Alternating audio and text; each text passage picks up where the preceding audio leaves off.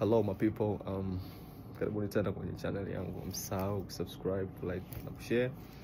Pia niendelee kutoa na pongezi kwa wale wadau wangu wote ambao wanaendelea kuisupport channel yangu na kusubscribe, kutoa comment mbalimbali pale ambapo kuna sehemu ambapo kuna changamoto imetokea, labda tumeongea vibaya. So tunakuwa tunaclear, na pia wadau wanachangia katika kutusahihisha makosa. Baadhi ya makosa madogo na wengine kuuliza baadhi ya maswali. So na appreciate sana, na pia msinichoke, muendelee kunipa support yenu, kwani support yenu ndio kila kitu kwenye channel yangu. So asanteni sana. So lakini leo nina news kidogo nilitaka ni share na wadau wangu. Kama tunavyojua nilikuwa natoa content naonyesha maisha ya Ulaya, na nilikuwa siwaangushi na hapa vitu vya reality, na wenyewe mnaona na mnasema yes, ndugu yetu anatoa vitu vya msingi. So kwa hiyo leo pia nitaka tu niwajulishe kuhusiana na safari yangu nyingine na safari nyingine. Natoka Marekani na rudi nyumbani kwa muda, kwa sababu naenda just for vacation, naenda vacation, yani kutembea. So unajua tena muda mwingine inabidi uende nyumbani kidogo, naenda natuliza akili, rudi tena na nguvu mpya, kazi mpya. So kama mnaviona, haya ndo mabegi yangu na nitakuonyesha vizuri. So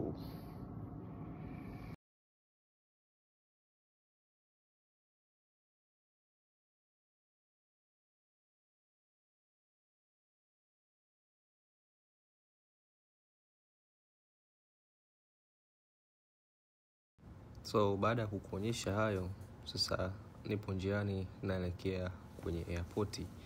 So kama unavyoona, najaribu kuonyesha hali ya hewa ilivyo. Nasafiri kwenye kipindi ambacho ni kipindi cha baridi, na snow ndo kwanza inaanza kunoga. So lakini hatujui hali itakuwaje, lakini tunamuomba Mwenyezi Mungu afanye wepesi tuweze kufika salama kwenye namaanisha tuweze kufika salama tunakoenda, kwa sababu hali ya hewa kama hii mara nyingi unaweza kaambiwa kwamba ndege imechelewa au imechelewa kufika, au wanaweza wanakuambia kwamba haziruhusiwi ndege kusafiri. So lakini kwa sababu ndo siku ambayo unayosafiri, inakubidi tu wewe uende moja kwa moja kwenye airport. Kama kuna tofauti yote ambayo itatokea, au kuna mabadiliko yote, kama utasafiri ama hautosafiri, majibu utaenda kuyapatia huko kwenye airport. So hivyo, kwa hiyo hapo ndo kwenye airport. Kama unavyoona magari yamepaki, na hiyo ndo sehemu ambayo ya parking, lakini eneo linakuwa ni kubwa, kwa hiyo unakuwa unazunguka. So kitu kama hicho. So kwa hiyo najaribu kuonyesha namna gani ambayo airport ya Buffalo, New York ilivyo, na huu ni utangulizi tu, na kwa sababu bado sijafika ndani, nipo kwenye eneo la nje, najaribu tu kuonyesha muonekano wake na mandhari jinsi ambavyo yalivyo. So nadhani pia utajifunza zaidi kuhusiana na hizi airport za Marekani. Hii ni miongoni mwa zile airport za domestic, sio za international.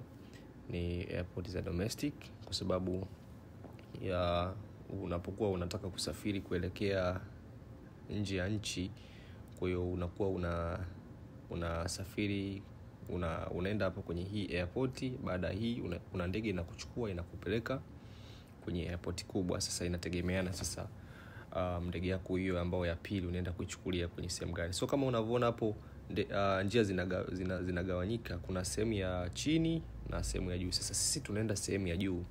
Sehemu ya chini ni kwa wale ambao arrivals, ambao wanaowasili, na sehemu ya juu ndio kama unavyoona ni departure. So na hapa imewekwa kimfumo ambao au kiutaratibu fulani. Kama unavyoona kwa kule mbele kidogo kuna lights, na ukiangalia hapa kwenye hizi taa kama unavyoona hapa, hii imekaa kama mijengo ni kwa nje, lakini sasa hapo kuna mageti Sasa kama wewe geti lako ni la ndege fulani, inabidi kuna sehemu unaenda kupaki. Unaona kama hapo kuna United Airline, unapaki hiyo sehemu, au kama unaenda na Southwest, kama unaenda na Frontier, kama unaenda na American Airline. So kuna sehemu ambazo wewe unaenda unapaki.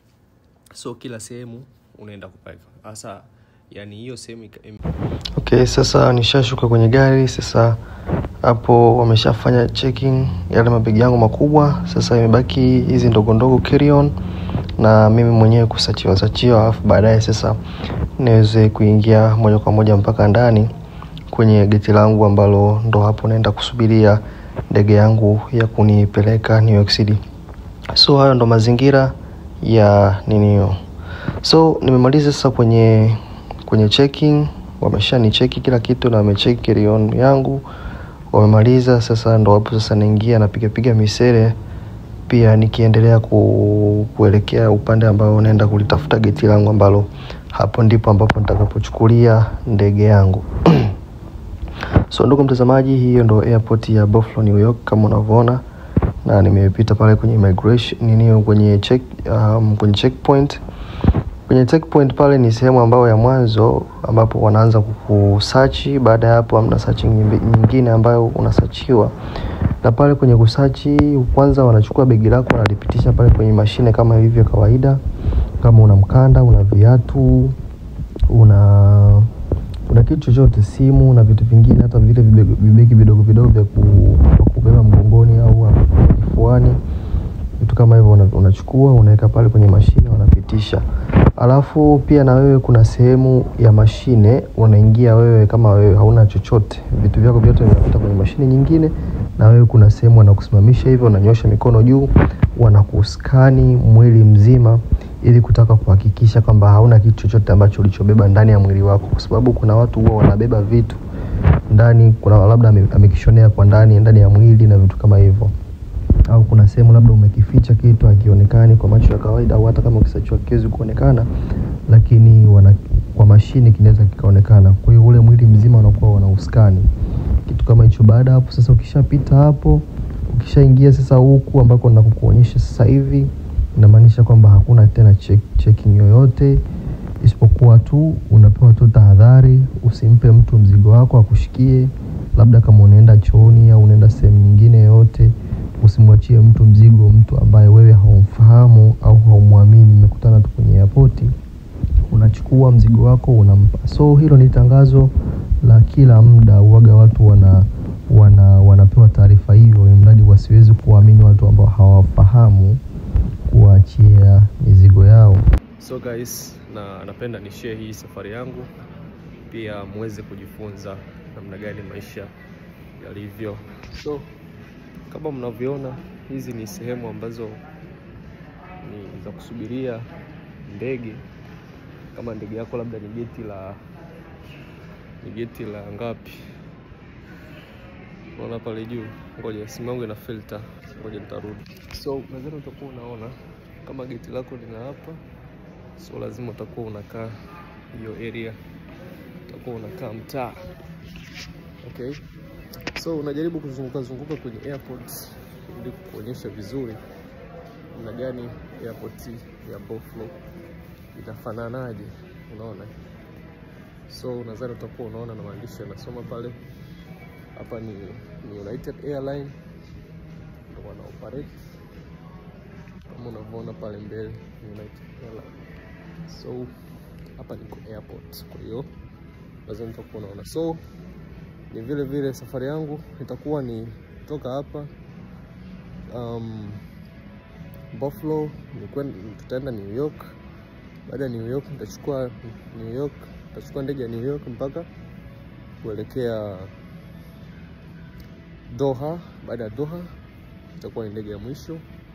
So guys, msahau kusubscribe kwenye channel yangu, kulike na share ili uweza kupata updates mbalimbali. Okay, so unawapenda sana, endeleeni kunisupport. So hiyo ndo airport ya Buffalo, New York.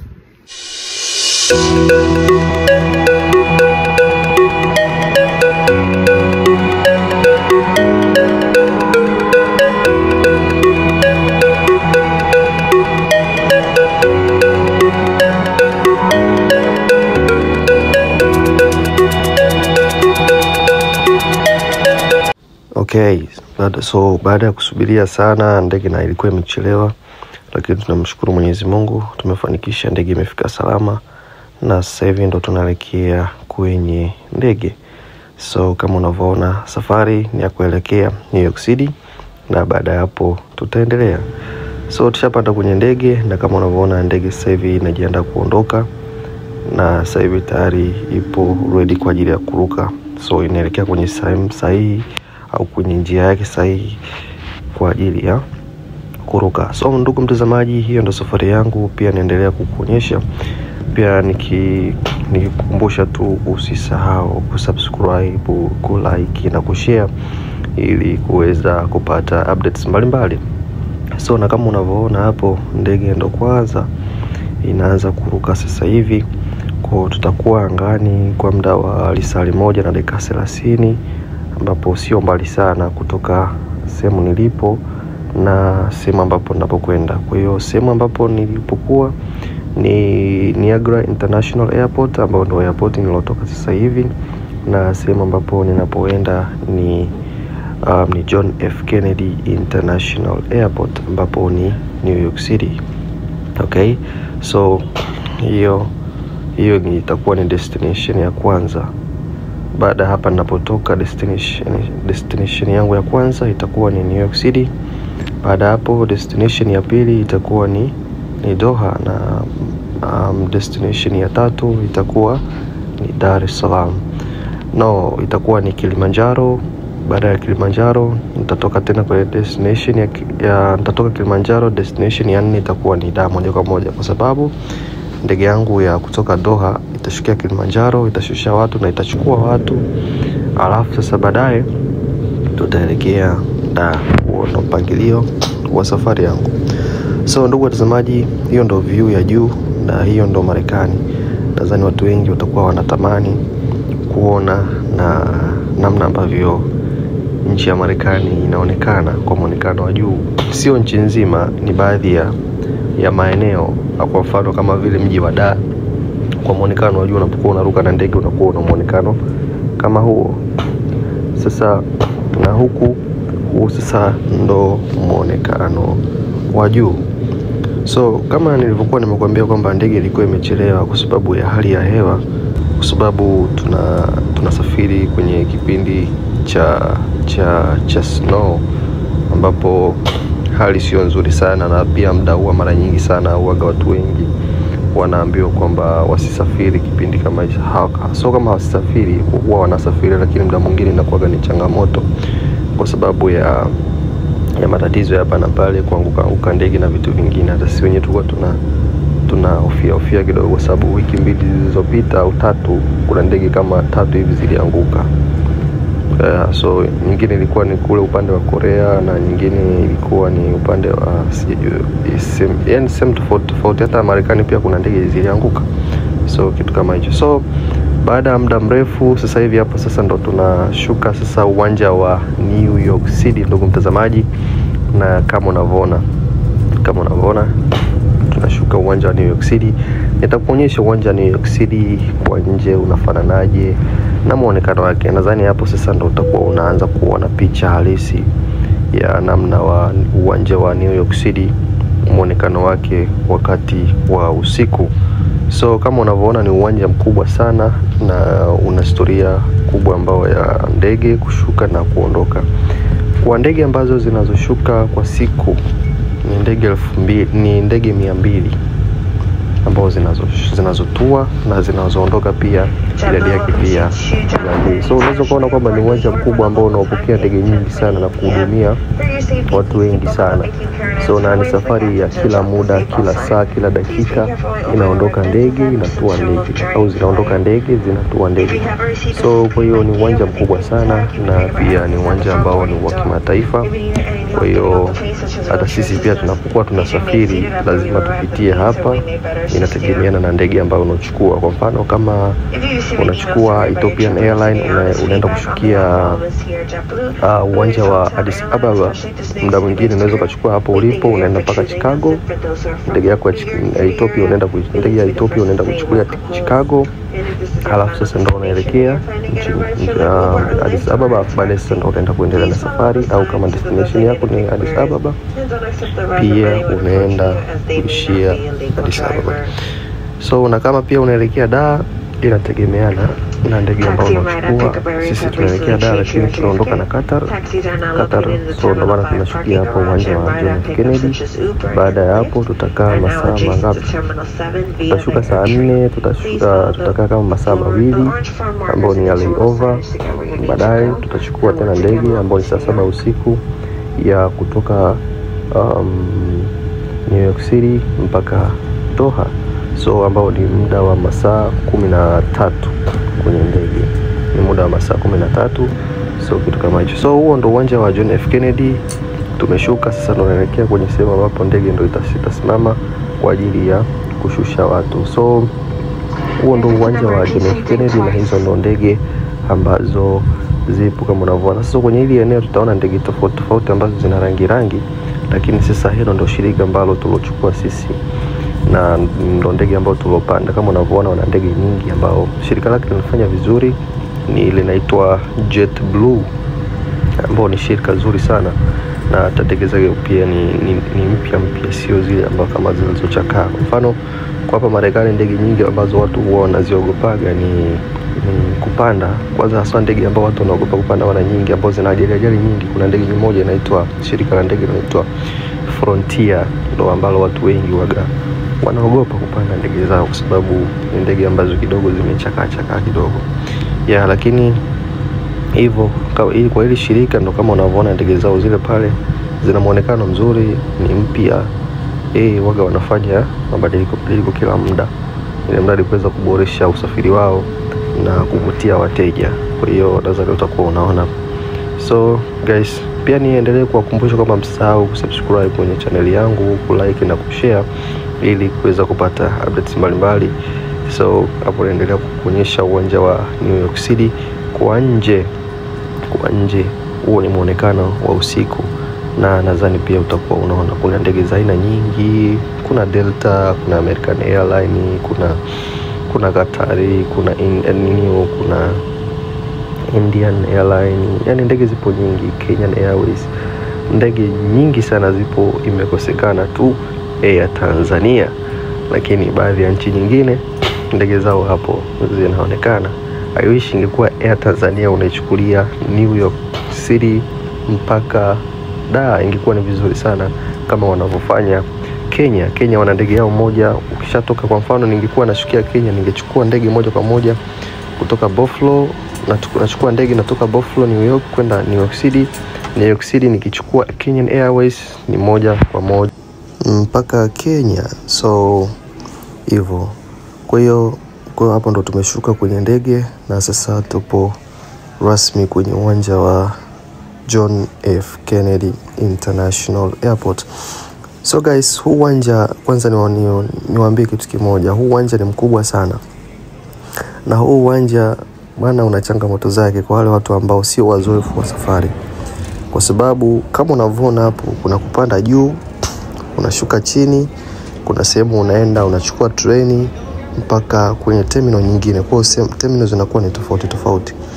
Na pia kwenye terminal inabidi ujue unaenda terminal gani, na kama utakuwa huelewi inabidi uwe unauliza, kwa sababu utakapokuwa unatembea tu bila kujua chochote unaweza ukachukua treni imekuja tu umepanda lakini hujui unaelekea wapi. So kunakuwa inabidi uwe na uangalizo sana, na kama kuna sehemu ambapo utakuwa huelewi inabidi uwe unajua uulize.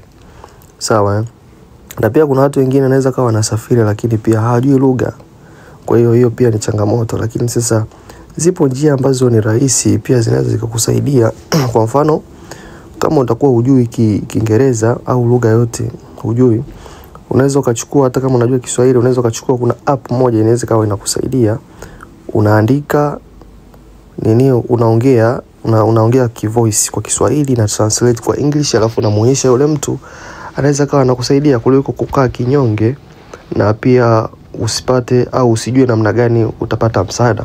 Kwa hiyo pia ni moja ya kuwasanua watu wasikae kinyonge wanapokuwa wanasafiri. kama unaona kwamba upo kwenye nchi yoyote na unajua kabisa hiyo nchi kuna uwezekano wewe kuweza kujisaidia, kwa mfano au huelewi lugha zao, chukua tu hii Google, wanaita Google Translate. Hii inaweza ikakusaidia wewe kukusaidia wewe kupata msaada kama kuna sehemu ambapo wewe unaona kwamba wale watu elewani nao. So hayo ni machache na nilikuwa nakusanua. Kwa hiyo kama unavyoona tulishuka chini, tulishuka kwenye ndege, tukapanda juu, tukaendelea kupanda. Sasa na bado tunatembea, kama unavyoona airport ni kubwa. Kwa hiyo hapo sasa tunaelekea kwenye ile njia ya treni, kuweza kwenda kuchukua treni na kuelekea Terminal 8. Tunatakiwa tuende Terminal 8. So ndo hapo sasa unaona hizo ni lifti mwenyewe zinatembea hizo lifti, lakini wewe mwenyewe unaweza kujiongeza zaidi mradi kuweza kuwahi. Kama unavyoona watu wote, kila mtu anakimbia. Kwa hiyo wengine wanakimbilia kwa sababu ya kuingia kazini mapema.